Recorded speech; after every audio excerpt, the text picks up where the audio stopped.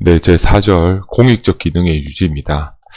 4절은 이제 과거 철도청이 담당했던 이제 벽지 노선을 운영하거나 아니면 장애인이란 뭐 노약자 할인 같은 거 하는 이런 공익적 기능을 이제 철도청이 없어지고 철도 운영체가 개편된 이후에는 어떻게 이걸 유지할 것인지에 대한 내용을 담고 있다고 생각하면 됩니다. 먼저 이제 32조 공익 서비스 비용의 부담을 살펴보도록 하겠습니다. 자, 공익 서비스 비용의 부담. 일단 공익 서비스라고 하면 법 3조의 정의의 내용이 있었죠. 이제 철도 운영자가 영리 목적 외에 국가나 지자체의 정책이나 공공 목적 등을 위해서 제공하는 철도 서비스를 공익 서비스라고 한다고 명시되어 있습니다. 공익 서비스 비용의 부담은 대통령에 따라 국가 또는 해당 철도 서비스를 직접 요구한 자가 부담해야 한다. 수익자 부담 원칙에 따른다는 거죠. 원인 분담은 제공자가 부담해야 되는 비용의 범위에는 1호 철도 운영자가 법령 국가정책 공공 목적을 위하여 철도 운임 요금을 감면하는 경우 그 감면액, 쉽게 생각하면 이제 장애인이나 어떤 노약자에 대한 할인을 할 때 그 할인된 금액, 그러니까 기차표가 10,000원인데 이 장애인에 대해서는 7,000원만 부담한다고 하면 장애인이 3,000원은 이 국가가 이제 부담한다는 거죠. 그 3,000원에 대해서는.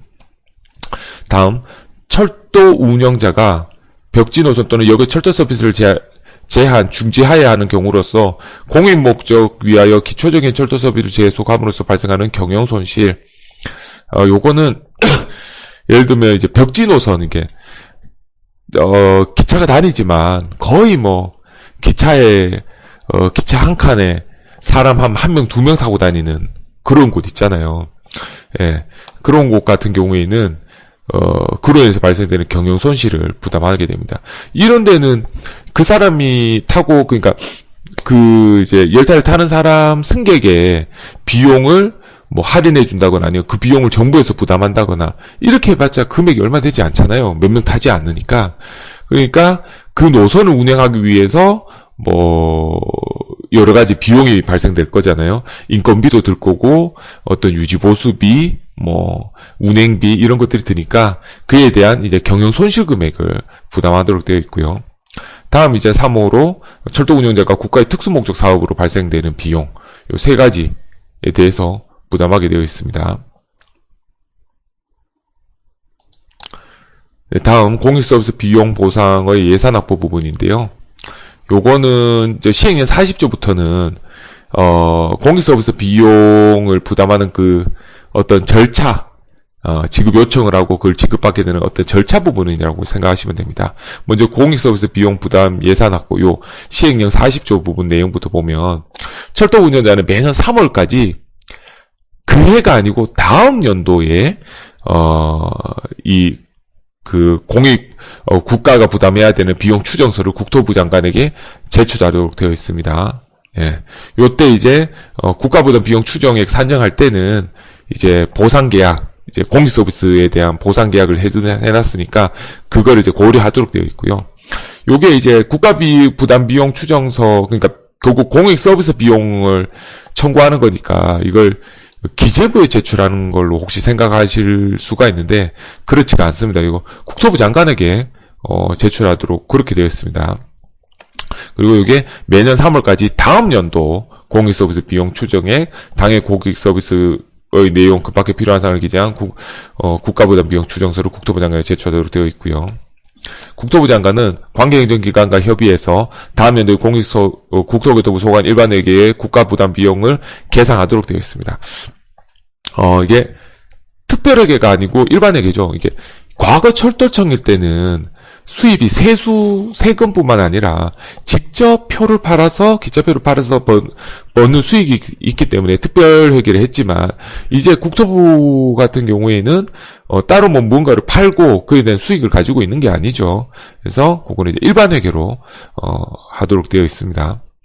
이때 국토부 장관은 국가 부담 비용을 정할 때 국가 부담 비용의 추정에 전년도에 부담한 국가 부담 비용, 관련 법령의 규정 또는 법 34조 1항에 따른 보상 계약 등을 고려해야 된다고 그렇게 되어 있습니다.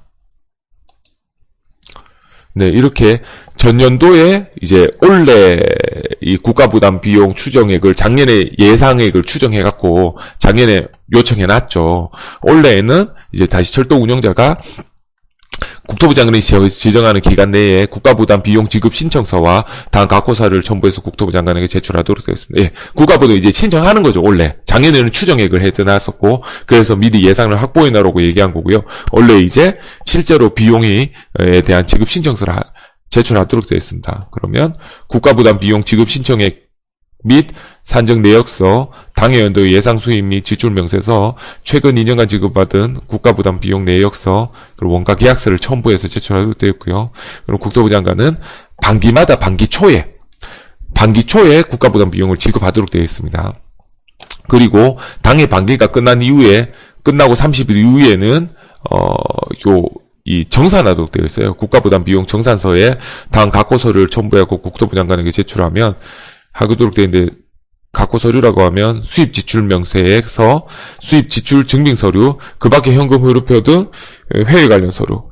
국토부 장관은 전문기관 등으로 하여금 이를 확인하도록 할 수 있도록 되어 있습니다. 그러니까 이제 제대로 이제 제 계산이 됐고 정산을 했는지에 대해서 다시 확인할 수 있는 거죠. 그리고 그러면 요때 회계는 국가 부담 비용을 지급받은 철도 운영자는 해당 노선 그리고 여기에 대해서 회계를 해서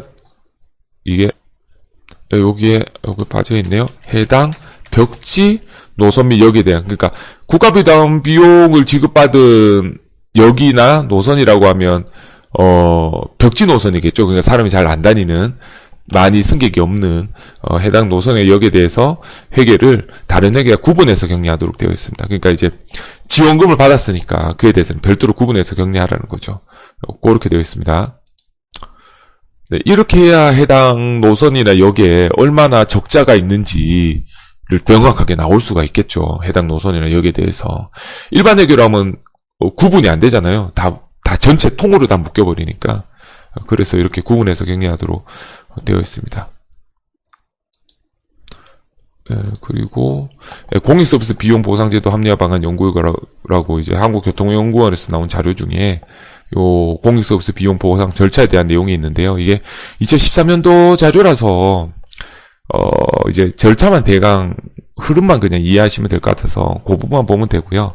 이제 법 개정 사항을 보니까 이때랑 지금까지 이렇게 바뀐 내용은 없더라고요.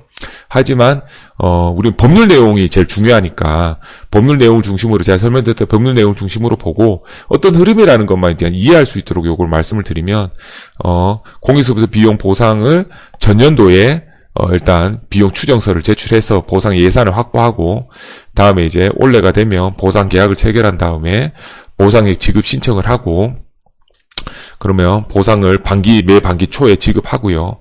이후에 반기가 끝난 이후에 30일 이내에 다시 정산한다. 뭐 요런 절차로 돼 있다고 보시면 될 것 같습니다.